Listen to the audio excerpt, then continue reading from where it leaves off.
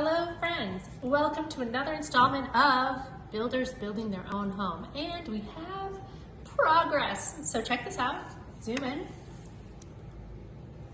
This is a conceptual plan, it's a floor plan. They're certainly not final, but it's a step, right? So this is a conceptual plan and we will still mark this up and make small adjustments until we have this just right. And what I don't know if everybody realizes is you always start with the inside of the house before you start designing the outside of the house. So we want to get our flow right, our room sizes right, of course our room count right, then we go to the outside of the house. And what I don't know if everybody realizes also is you can make the outside look pretty much however you like. Modern farmhouse, traditional.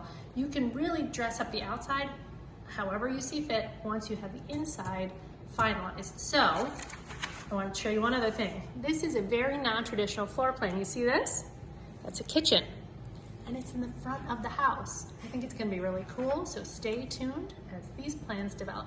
See you next time.